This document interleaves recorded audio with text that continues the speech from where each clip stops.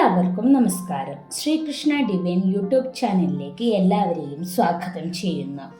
ഇന്നത്തെ വീഡിയോയിൽ നമ്മൾ ചർച്ച ചെയ്യുന്നത് അശ്വതി നക്ഷത്രത്തിൽ ജനിച്ചവരെ സംബന്ധിച്ചിടത്തോളം 1202 ആണ്ട് എങ്ങനെയുള്ള ഫലങ്ങളാണ് നൽകുന്നത് എന്നതിനെ കുറിച്ചാണ്.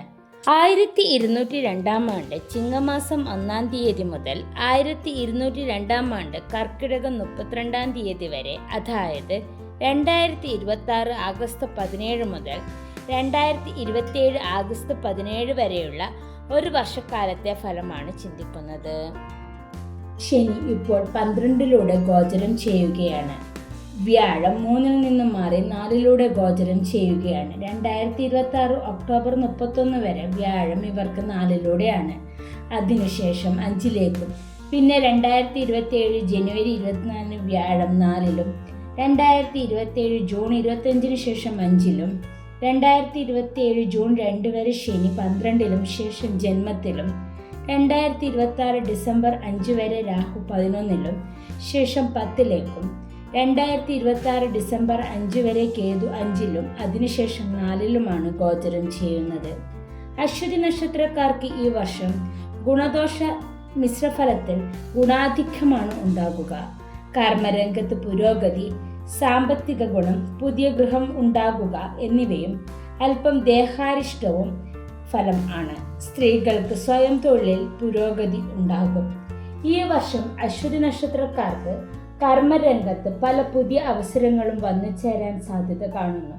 മുൻ വർഷങ്ങളെ അപേക്ഷിച്ച് തൊഴിൽപരമായ സമ്മർദ്ദങ്ങൾ കുറയുകയും സാമ്പത്തിക സ്ഥിതിയിൽ പുരോഗതി ഉണ്ടാകുകയും ചെയ്യും. ജോലിസ്ഥലത്ത് അംഗീകാരവും പ്രശസ്തിയും ലഭിക്കും. ഉദ്യോഗാർത്ഥികൾക്ക് ആഗ്രഹിച്ച മേഖലയിൽ അവസരം തുറന്നു കിട്ടും. പുതിയ സംരംഭങ്ങൾ തുടങ്ങാൻ ആഗ്രഹിക്കുന്നവർക്ക് അനുകൂലമായ സമയമാണ്. ഇത് ചെറുകിട സംരംഭങ്ങൾ തുടങ്ങാൻ ഉദ്ദേശിക്കുന്നവർക്ക് അത് സാധ്യമാകും.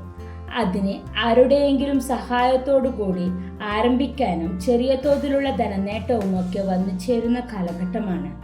വരുമാനത്തിൽ വർധനവുണ്ടാകുമെങ്കിലും അനാവശ്യ ചിലവുകൾ നിയന്ത്രിക്കേണ്ടത് അത്യാവശ്യമാണ്. ദീർഘകാല നിക്ഷേപങ്ങൾക്ക് ഈ വർഷം ഉത്തമമാണ്. ഊഹക്കച്ചവടം ഇതുവരെ നഷ്ടമായിരുന്നവർക്ക് വിജയമുണ്ടാകാം. നൂതന സംരംഭങ്ങളിലൊക്കെ ലാഭം പ്രതീക്ഷിക്കാം. കർമ്മരംഗത്ത് പല വെല്ലുവിളികളും പല മാറ്റങ്ങളും നിങ്ങൾക്ക് കൊണ്ടുവരാനായിട്ട് കഴിയുന്ന വാരമാണിത്. ഇതുവരെ മരവിച്ചിരുന്ന നിങ്ങളുടെ ചിന്തയും ബുദ്ധിയും ഐഡിയാസുമൊക്കെ പ്രവർത്തിപ്പിച്ച് പുതിയ കാര്യങ്ങൾ കണ്ടെത്താനായിട്ട് സാധിക്കും. ഇതുവരെ ഉണ്ടായിരുന്ന അലസതയും മടിയും നിരാശയും മാറ്റിവെച്ച് നമ്മൾ കുറച്ചും കൂടി ഉന്മേഷത്തോടെ പ്രവർത്തിച്ചാൽ നമുക്ക് നേട്ടങ്ങൾ ഉണ്ടാക്കാൻ കഴിയും. ബിസിനസ് മേഖലയിലുള്ളവർക്ക് ക്രമാനുഗതമായിട്ടുള്ള വളർച്ച ഉണ്ടാകുന്ന വർഷമാണിത്. പ്രവർത്തന മേഖലകളിൽ നിന്നും സാമ്പത്തിക വരുമാനം വന്നു ചേരുന്നതാണ്. വിചാരിതമായി പല ചെലവുകളും വർദ്ധിക്കുന്നതും ദ്രവ്യനാശം, പണത്തിന് നാശം സംഭവിക്കാവുന്ന വർഷമാണിത്. അന്യരിൽ നിന്ന് ചതി പറ്റാതിരിക്കാൻ പ്രത്യേകം ശ്രദ്ധിക്കുക. കുടുംബത്തിൽ സമാധാനപരമായ അന്തരീക്ഷം നിലനിൽക്കും. ദൂരസ്ഥലങ്ങളിൽ താമസിക്കുന്ന ബന്ധുക്കളെ സന്ദർശിക്കാൻ അവസരമുണ്ടാകും. വീട് നിർമ്മാണം അല്ലെങ്കിൽ നവീകരണം എന്നിവയുമായി ബന്ധപ്പെട്ട് തീരുമാനങ്ങൾ എടുക്കാൻ സാധിക്കും. പങ്കാളിയുമായിട്ടൊക്കെ അകൽച്ച മാറി രമ്യതയിലാകാൻ അവസരമുണ്ടാകും. ക്ഷിപ്രകോപവും ബന്ധുക്കളുമായി അഭിപ്രായ വ്യത്യാസവും ഉണ്ടാകാതിരിക്കാൻ ശ്രദ്ധിക്കുക. ഗൃഹോപകരണങ്ങൾ വാങ്ങാൻ അവസരമുണ്ടാകും.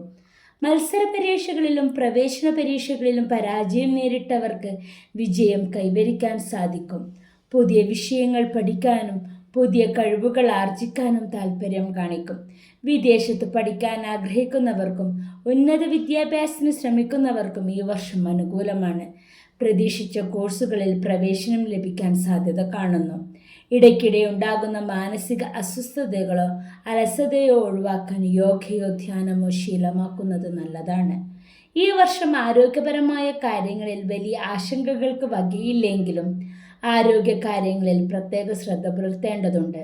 ഏതെങ്കിലും അസുഖം അനുഭവപ്പെട്ടാൽ അവഗണിക്കാതിരിക്കുക.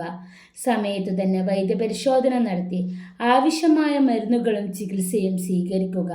ശനിയുടെ 12-ാം ഭാവത്തിലെ സഞ്ചാരം മൂലം മാനസികമായ അസ്വസ്ഥതയോ സന്തോഷക്കുറവോ അനുഭവപ്പെടാൻ സാധ്യത കാണുന്നു. ഏതൊരു കാര്യത്തിലും എടുത്തുചാടി തീരുമാനമെടുക്കാതെ ആലോചിച്ച ശേഷം മാത്രം പ്രവർത്തിക്കുക. വായ്പകൾ എടുക്കുന്നതിലോ വലിയ നിക്ഷേപങ്ങൾ നടത്തുന്നതിലോ അതീവ ശ്രദ്ധ പുലർത്തുക. പരിചയമില്ലാത്ത ആളുകളുമായി പണം ഇടപാടുകൾ നടത്തുമ്പോൾ സൂക്ഷിക്കുക. ഒഴിവാക്കാൻ പറ്റുന്നെങ്കിൽ പരമാവധി അവ ഒഴിവാക്കുക.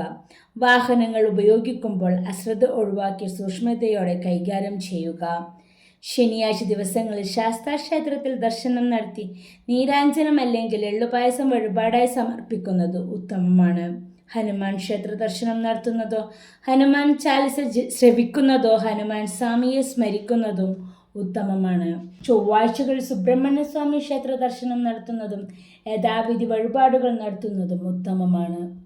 ഇന്നത്തെ വീഡിയോ കണ്ടതിന് എല്ലാവർക്കും വലിയൊരു നന്ദി. ജഗദീശ്വരൻ നിങ്ങൾക്ക് ഐശ്വര്യവും സമാധാനവും നൽകട്ടെ എന്ന് പ്രാർത്ഥിക്കുന്നു.